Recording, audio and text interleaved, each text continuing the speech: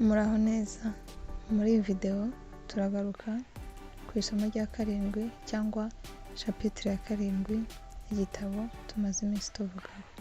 Iri somo rero umwanditsi yaryise gutsinda inzitizi cyangwa ukuntu watsinda inzitizi. Arabaza ati ese wari uzi ko ikibazo atari amafaranga, ahubwo hari ibintu 5 bibuza abantu kuba bakire. Ibyo bintu nibyo tugiye kuvuga muri iyi video.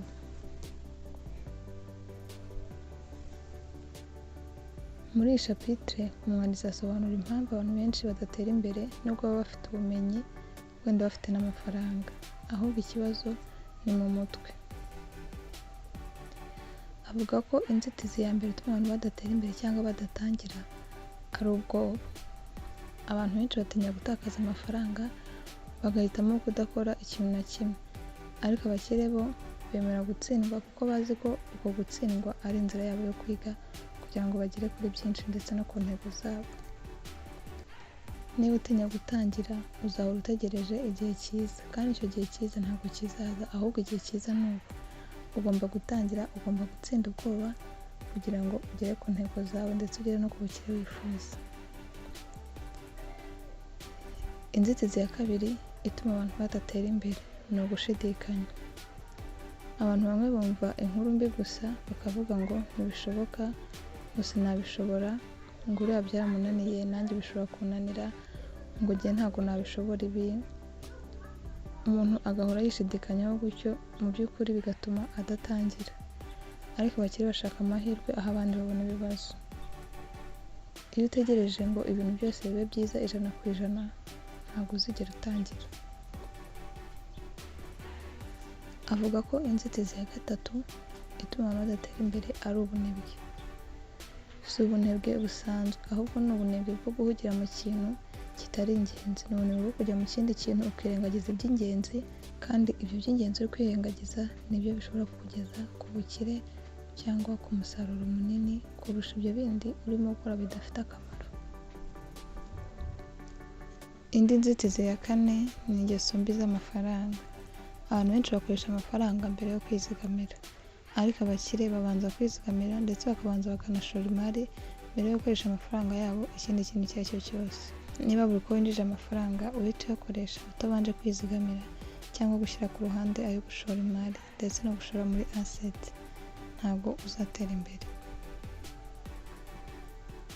Indi nzitizi ya 5 ni ukwiyemera. Abantu batekereza ko bazi byose ntibagire ikindi biga, ariko abakire bahora bashaka ubumenyi, bahora bashaka kwiga ndetse bahora bashaka no kwigura ibintu bishya.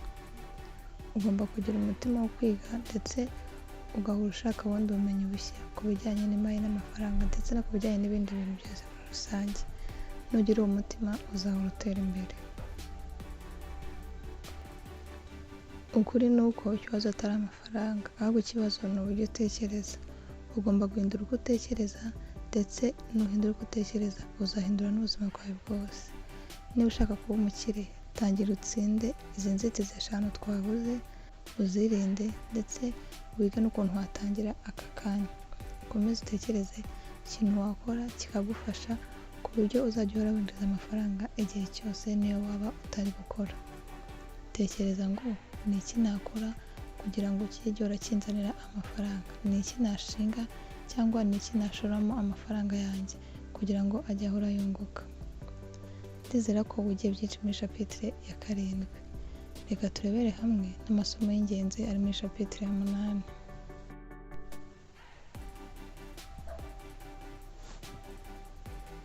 Chapitre ya 8 umwanditsi yayise gutangira. Muri chapitre avuga uko watangira urugendo rwo kuba umukire ndetse n'intambwe ku ntambwe. Avuga ko intambwe ya mbere ugomba kugira impamvu ituma ushaka kuba umukire. Iyo mpamvu igufasha gukomeza. Niyo ibintu byaba bigoye, niyo ubona watangiye gucika intege, iyo mpamvu buri gihe iragukomeza. N'urugero, hari abantu bavuga ati ndashaka kuba umukire kugira ngo ngire ubuzima bwiza kurushaho. Hari n'abantu bavuga ati ndashaka kuba umukire kugira ngo nzagire kwishyira kwizana mu by'amafaranga cyangwa financial freedom. Hari n'uvuga ati ndashaka kuba umukire kugira ngo nzafashe umuryango wanjye, kugira ngo nzafashe aba bana n'aba cyangwa ati ndashaka kuba umukire kugira ngo ntazakora ubuzima bwanjye bwose nkorera abandi. Iyo mpamvu buri gihe iri gutuma ushaka kuba umukire ugomba kuyibuka. Iyo ngiyo ni intambwe ya mbere ugomba gutera, ugomba kumenya impamvu ushaka kuba umukire ndetse ukajya uhora unayibuka uyizirikana. Impamvu ya kabiri, ugomba gukoresha ubwenge bwawe. Ugomba gukoresha emosiyo zawe, gukoresha ibyo wiyumvamo, ahubwo ugomba gukoresha ubwenge bwawe ugatekereza nk'umushoramari. Ndetse avuga ko intambwe ya gatatu, ugomba guhitamo abantu bakugira inama neza, cyangwa ugomba guhitamo abantu bakuri hafi neza. Inshuti zawe ugomba kuzihitamo neza. Niba ushaka kugera ku bintu runaka, ugomba guhitamo abantu bazajya bakugira inama neza, abantu babigezeho, abantu bari muri iyo nzira, aho kugira ngo uhitemo abantu bazajya bahora baguca intege, abantu bazajya bahora bakubwira ibintu bitaguteza imbere. Ugomba guhitamo abantu bazakugira inama neza uburyo wagera kuri ibyo bintu ushaka kugeraho. Intambwe ya gatatu, ugomba kujya wiga buri gihe. Ugomba kujya usoma ibitabo, ugashaka amahugurwa, ukongera ubumenyi ku by'amafaranga, ndetse ukareba n'amavidewo, ukareba ibintu byinshi bijyanye n'amafaranga n'iby'imari, kugira ngo uzagere ku bukire ufite ubumenyi bwinshi buhagije ku by'amafaranga n'imari, ndetse no mu gihe wabonye amafaranga ukamenya kuyacunga no kuyarinda neza. Icya gatanu, ugomba gushaka amahirwe. Amahirwe ari ahantu hose, ahubwo ikibazo ni uko abantu batayabona. Ugomba gushaka amahirwe, ugafungura amaso ukabona amahirwe, ndetse ugakoresha n'ubwenge bwawe, no mu gihe amahirwe yaba adahari ukayahanga. Ibintu byose bihari ukabishakamo amahirwe, ukabibyazamo umusaruro. Icya gatandatu, ugomba gutangira.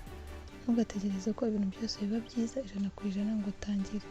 Tangira niyo byaba ari utuntu dutoya, ugomba gutangira aka kanya, ariko bizakomeza bikure buhoro buhoro kugeza igihe bigiye biguha amafaranga menshi igihe cyose. Gutangira nibyo bikomeye kurusha ibindi byose. Nufata umwanzuro umunsi wo gutangira, ejo hawe hazahinduka. Reka nizere ko wigiye byinshi muri iyi video, ndetse no mu zindi zose twavuze dusobanura kuri iki gitabo, ndetse twiga n'amasomo y'ingenzi arimo. Amasomo y'ingenzi twize muri iki gitabo, irya mbere twize ni uko abakire batekereza ukundi. Abantu benshi bariga bakajya gushaka akazi, ariko abakire bo biga uko bakora business n'uko bashora imari. Twize ko se w'umukene yamubwiraga ngo ajye kwiga ubundi azabona akazi. Se w'umukire akamubwira ngo ujye wiga uko amafaranga akora. Isomo rya kabiri twize ni uko abakire bagura asset, abandi bantu bakagura liability.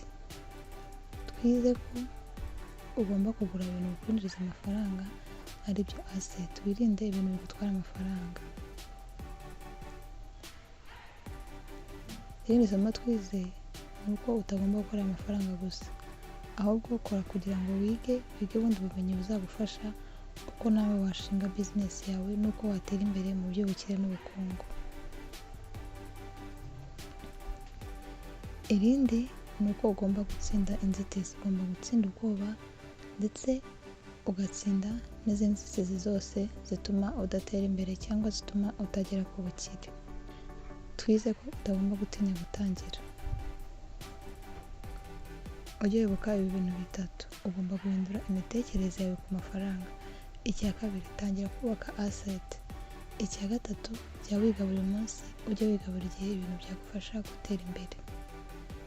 Ntutegereze kuba ufite byinshi cyangwa ngo igihe cyiza cyo kuba watangira. Tangira uyu munsi, utangirane n'ibyo ufite, uzagera kuri byinshi. Murakoze cyane, ndetse mwarakoze cyane kubana natwe muri uru rugendo rwose dusobanura kuri iki gitabo. Nizera ko wagiyemo byinshi ndetse bizagufasha no mu gihe kiri imbere. Kora like, kora subscribe, usangize n'inshuti zawe. Murakoze.